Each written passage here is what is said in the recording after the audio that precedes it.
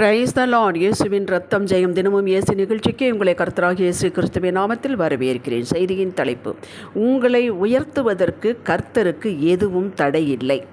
ஆதார வசனம் ஏசாயா 55:3 உன் செவியை சாய்த்து என்னிடத்தில் வாருங்கள், கேளுங்கள், அப்பொழுது உங்கள் ஆத்துமா பிழைக்கும். தேவ மக்களே, இந்த வசனத்தை கேட்டது, இப்படிப்பட்ட வாக்குகள் எப்போதும் அவர் கொடுக்கறது வழக்கம்தானே, இந்த மாதிரி செய்தியில் கொடுப்பாங்க என்று அசால்ட்டாக இருக்காதீர்கள், கேட்காதீர்கள். கர்த்தர் ஏதோ உணர்ச்சி வசப்பட்டு வாக்கு கொடுக்கிறவர் அல்ல. ரொம்ப நாளாக அழுது கொண்டிருக்கிறான், கொஞ்சம் திடப்படுத்த வாக்கை கொடுத்து விட்டு அப்புறம் பார்க்கலாம் என்று நினைக்கிறவரும் அல்ல. இதெல்லாம் மனிதனுடைய பண்பு. அவர் ஒரு காரியத்தை, ஒரு நியமத்தை, ஒரு கட்டளையை, ஒரு வாக்கை கொடுத்திருப்பார் என்றால் ஏற்கனவே தனது சிந்தையில் அதை வைத்து தியானித்து நம் வாழ்வில் தூரமாக இருக்கும் எதிர்கால வாழ்வை கணக்கிட்டுத்தான் கொடுக்கிறார். கொடுத்து விட்டால் அதை நிறைவேற்றாமல் அவர் இருப்பதே இல்லை. அதில் அவர் உண்மையுள்ளவர். நாம் எங்கிருந்தாலும், அதாவது அவரை விட்டு விலகி எவ்வளவு தூரத்தில் இருந்தாலும் இழுத்து கொண்டு வந்து தமது லைனில் வைத்து உருவாக்கி பின் கொடுக்கிறார். அந்த ஆசீர்வாதத்தின் மகத்துவத்தை புரியாமல், அதனுடைய வேல்யூவை நாம் அறியாமல் நாம் இருக்கும்போது வழியை வந்து நம்ம மடியில் மாங்காய் போடுவதில்லை. முதலில் புரிய வைக்கிறார். அவருடைய வேல்யூவை புரிய வைக்கிறார். அவருக்கு நமக்குள்ள உறவை புரிய வைக்கிறார். அவரை சார்ந்து கொள்ள கிருபையை தருகிறார். அது மாத்திரம் முதலில் போதும் என்பதை உணர வைக்கிறார். இன்று இந்த செய்தியை கேட்போர் யாராக இருந்தாலும், ஏன் முன்னேற்றமே இல்லை, நானும் எத்தனையோ தகுதிகளை, படிப்பு, திறமை, அனுபவம் உருவாக்கி கொண்டு தான் இருக்கிறேன், அதிகமாக உழைக்கிறேன், பின்ன ஏன் பிழைப்பு இல்லை? இதற்கு பதில்தான் இந்த செய்தி. உலகத்தில் இருப்பவர்கள், பெரிய தொழில் நடத்துபவர்கள், கம்பெனி வைத்திருப்பவர்கள் எதன் அடிப்படையில் வேலைக்கு ஆட்கள் எடுக்கிறார்கள் என்பதை நீங்களும் நானும் அறிவோம். ஆம், இவைகள் அவசியமே. இயேசு உலகத்தை கலக்கும் சுவிசேஷ ஊழியத்திற்கு ஆட்களை எப்படி தேர்ந்தெடுத்தார்? சீஷர்களை எப்படி தேர்ந்தெடுத்தார்? அப்போஸ்தலர் என்ற உயர்ந்த பட்டத்தை யாருக்கு கொடுத்தார்? மீன் பிடிப்பவர்கள், படிப்பறிவே இல்லாதவர், மீன் பிடிக்கிற தவிர அவர்களுக்கு ஒன்றுமே தெரியாது. ஆயக்காரர்கள், டேக்ஸ் கலெக்டர்ஸ், இவர்களை மக்கள் மதிக்கவே மாட்டார்கள். ஏன்னா நியமித்ததுக்கு மேலே தான் அதிகமாக வாங்குவார், கொடுமைப்படுத்தி வாங்குவார்கள். இவர்களைத்தான் தேர்ந்தெடுத்தார். தமது கிருபையை, ஆவியை ஊற்றி பயன்படுத்தினார். இவர்கள் உலகத்தை கலக்கிறவர்களானார்கள். இது நாம் அறிவோம். அப்போஸ்தலர் நடவடிக்கைகள் படித்தால் நமக்கு தெரியும். பரிசேயர்கள் இவர்களை பார்த்து, இவர்கள் கல்லாதவர்களே, இவர்களுக்கு எங்கே இருந்து இந்த ஞானம் வந்தது என்று ஆச்சரியப்பட்டார்கள். பின் அவர்களே சொல்லிக் கொண்டார்கள், இவர்கள் இயேசுவோடு இருந்தவர்கள் என்று. நாம் முதலில் செய்வது இயேசுவோடு நாம் இருக்க வேண்டும். இதுதான் பாயிண்ட் 1. இதுதான் முதல் தகுதி. பின் அவர் நம்மை பக்குவப்படுத்துவார். அதற்கு நாம் விட்டு கொடுக்க வேண்டும். அவர் தமது ஞானம், விவேகம், அறிவு, திறமை நமக்குள் வைக்கும் முன் இந்த பாத்திரத்தை வெறுமையாக்கித்தான் நிரப்புவார். நாம் ஏகப்பட்ட குப்பைகளை வைத்து கொண்டு இருப்போம். அதுக்குள்ளே அவர் போட மாட்டார். தன்னுடைய முத்துக்களை எடுத்து அதுக்குள் வைக்க மாட்டார்.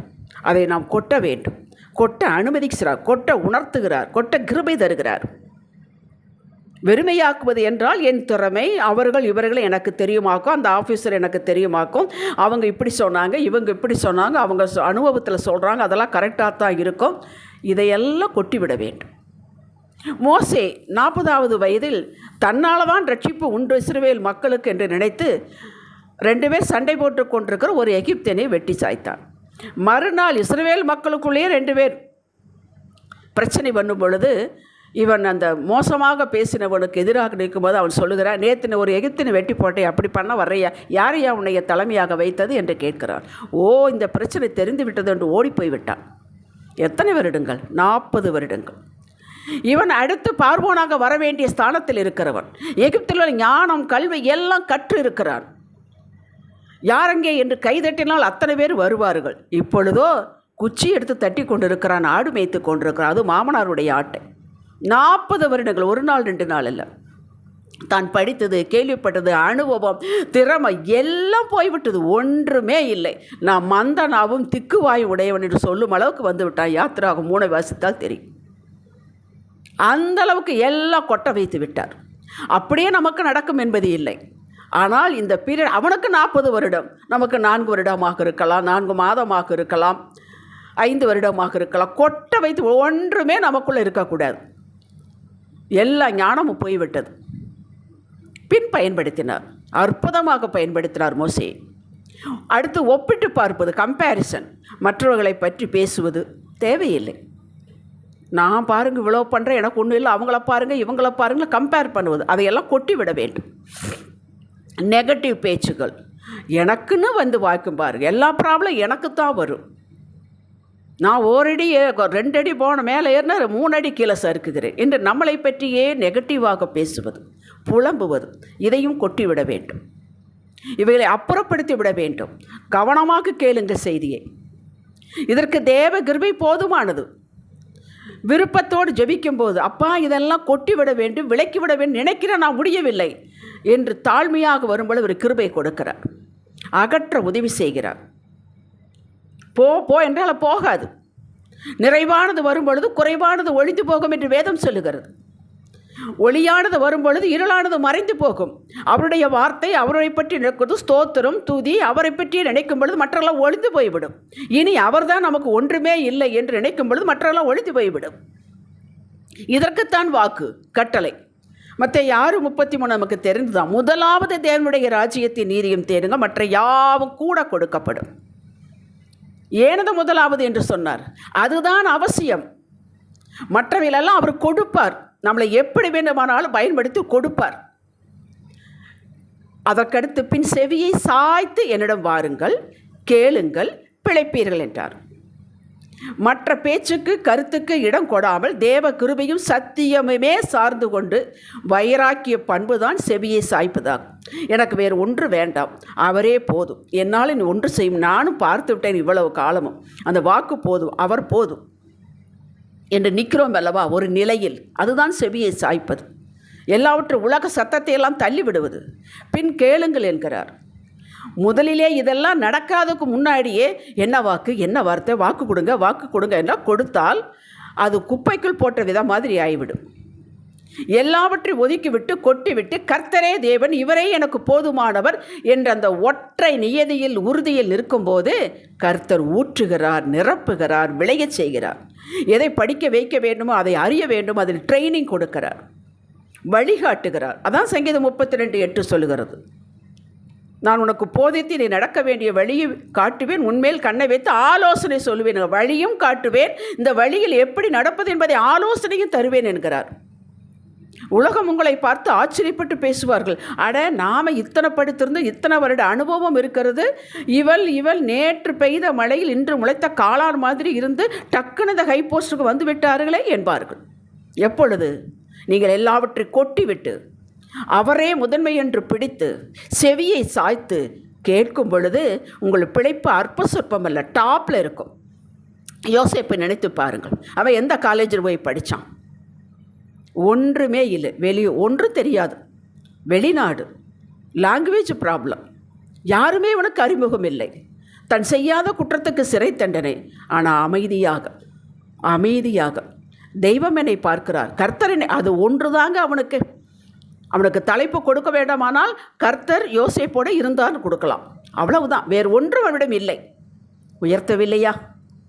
ஒரே நாளில் ஒரு உயர்த்தவில்லையா? அப்படி உங்களை உயர்த்துவார். அவரையே இருக்க பிடித்து கொண்டங்கள்.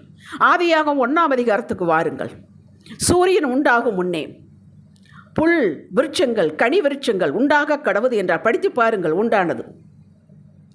ஒரு புல் முளைக்க வேண்டுமானால், விருட்சங்கள் மரங்கள் பெருசாகி கனிகள் கொடுக்க வேண்டுமானால், ஒரு செடி பெருசாகி பூத்து கனிகள் கொடுக்க வேண்டுமானால் என்னெல்லாம் வேண்டும் நமக்கு தெரியும். எவ்வளவு காலமாகும் என்பது நமக்கு தெரியும். நல்ல விதை வேண்டும், நல்ல மண் வேண்டும், ஈரப்பதம் வேண்டும், சூரிய ஒளி வேண்டும், தண்ணீர் வேண்டும். ஆனால் ஆதியாக 1ஆம் அதிகாரத்தில் என்ன இருந்தது சொல்லுங்கள்? முளைக்க கடவுது என்றார். அப்படியே கனிகளோடு எழுப்பிச்சது மரங்கள். மனுஷனை எப்படி உண்டாக்கினார்? கருவில் உண்டாக்கி குழந்தை பிறக்க வச்சா பண்ணார் ஆதாமே. ஆதாம் முழு மனிதனாக உண்டாக்கினார். அவருக்கு அப்படி செய்யவும் தெரியும், இப்படி செய்யவும் தெரியும். அது நம்முடைய காரியம் அல்லது. நமக்கு வேண்டியது அவரை பிடித்து கொள்ள வேண்டும். இந்த ஆதியாகமம் 1ஆம் அதிகாரத்தை தியானித்து பாருங்கள். அப்படி உங்களுக்கு கொடுப்பார். யோசேப்புக்கு அப்படித்தானே கொடுத்தார். அந்த உயர்வு ஒரே நாளில். என்ன படித்தா, என்ன எக்ஸாம் எழுதுனா யோசிச்சு பாருங்கள். அப்படி உங்களுக்கு கிடைக்கும். எனக்கு கிடைக்கும் என்று நீங்கள் யோசிக்க வேண்டும், சொல்ல வேண்டும். ஹல்லேலூயா. உயர்ந்த அந்தஸ்தில் வைக்க உங்களது இல்லாமை ஒரு தடையே கிடையாது அவருக்கு. எனக்கு அது இல்லை, இது இல்லை, ட்ரைனிங் இல்லை, யாரையும் தெரியாது, ஒன்றுமே தெரியாது. நல்லது, அவரை மட்டும் தெரிஞ்சால் போதும். அவருக்கு ஏதும் தடையே கிடையாதுங்க. உங்களுடைய நெகட்டிவ் பாயிண்ட்ஸ் அவருக்கு தடையே இல்லை. இல்லை இல்லை என்று சொல்கிறீர்களா, அது ஒரு பொருட்டே இல்லை அவருக்கு. யோசேப்பு சொப்பனத்திற்கு விளக்கம் சொல்ல எந்த கல்லூரி படித்து பட்டம் பெற்றான்? பட்டம், படிப்பு, அனுபவம் அப்போ தேவை இல்லையா? தேவை, கட்டாயம் தேவை. முதலில் தேவை என்ன? ஆண்டவருடைய பிள்ளைகளுக்கு நம்மை வெறுமையாக்கிக் கொள்ள, இன்ன வரல கேட்டீர்கள் இல்லையா செய்தி, வெறுமையாக்கிக் கொள்ள வேண்டும். அவர் சமூகத்தில் அமர வேண்டும், செவியை சாய்க்க வேண்டும். ஏன் சாய்க்க சொல்கிறார்? மற்றவர்களுக்கு செவி சாய்க்கக்கூடாது, அதுக்கடுத்து கேட்க வேண்டும் நம்பிக்கையோடு. அது மாத்திரம் செய் போதும் என்கிறார். அவர் ட்ரைனிங் கொடுப்பார். அவர் எங்கே கொண்டு போய் உங்களை வச்சு படிக்க வைக்கணும் படிக்க வைப்பார், சொல்ல வைப்பார். கவனமாய் இந்த தினப்படி வேலை ஜாக்கிரதையாய் செய்து என் தேவனை உயர்த்தியே தீருவார், நான் பிரகாசம் அடைவேன் என்று தியானத்தோடு எதை செய்தாலும் கர்த்தர் கவனிக்கிறார் என்றும் அவரை மகிழ்விப்பதே என் நோக்கம் என்று தினமும் தினமும் செயல்படுங்கள். அது போதும். நீங்கள் கிரகிக்க முடியாத பெரிய காரியங்களை கர்த்தர் உங்கள் எல்லையில் செய்வார். கர்த்தரையே அண்டிக்கொண்டு தேவ பயத்தோடு வாழும் விசுவாசி இவன்தான், இவர்தான், இந்த குடும்பம்தான் என்று சொல்ல வைப்பார். சாலமோனுக்கு என்ன இருந்தது? ஞானம் கேட்டான். எங்கெங்கேயோ இருந்த அரசியலெல்லாம் வந்து ஞானத்தை பார்க்க வரவில்லையா? அவன் எங்கே போய் கற்றுக்கொண்டான்? 3000 நீதிமொழிகள் எழுதினான். பிரசங்கி அவன் தான் எழுதினான். அதையெல்லாம் வாசித்து பாருங்கள், அவனுக்கு எத்தனை ஞானம் இருக்குது. கர்த்தர் கொடுத்தது. அப்படி உங்களுக்கு கொடுப்பார். நீங்கள் கவலைப்படாதீர்கள். உங்களை வெறுமையாக்கி கொள்ளுங்கள். உங்கள் செவியை சாயுங்கள், கேளுங்கள். கொடுப்பார் என்ற நிம்மதியோடு அமைதியாக இருங்கள். உங்களுக்கு எல்லாம் நடக்கும். ஜெபிக்கலாம். தகப்பனே, உங்களிடம் தினமும் தான் வருகிறேன். ஆனால் வேண்டாதைகளை தூர எரிந்துவிட்டு கொட்டிவிட்டு விட வர சிரமப்படுகிறேன். உதவி செய்யுங்க. உமது நெய்யமும் வாக்குகளை கேட்பேன். கேட்டு இந்த உண்மையும் நன்மையுமான இருதயத்தில் வைத்து தியானிப்பேன். 100 மடங்கு பலன் கொடுப்பேன். நீங்கள் ஆதியாகமம் 26:12 ஈசாக்கு செய்தது போல எனக்கு செய்வீர்கள் என அறிக்கை செய்கிறேன். இயேசுவின் நாமத்தில் பிதாவே, ஆமேன். இன்றைய சிந்தனைக்கு, தினமும் என் ஆத்துமாவை தூய்மையாக்கும் பணியில் ஈடுபடுவேன். அதே சமயத்தில் தேவ வார்த்தைக்கு கீழ்ப்படிவேன். விளையச் செய்கிறவர் கர்த்தர். எனக்கு நியமித்த வேலையில் ஜாக்கிரதையாக இருப்பேன். ஆமேன். ஹல்லேலூயா.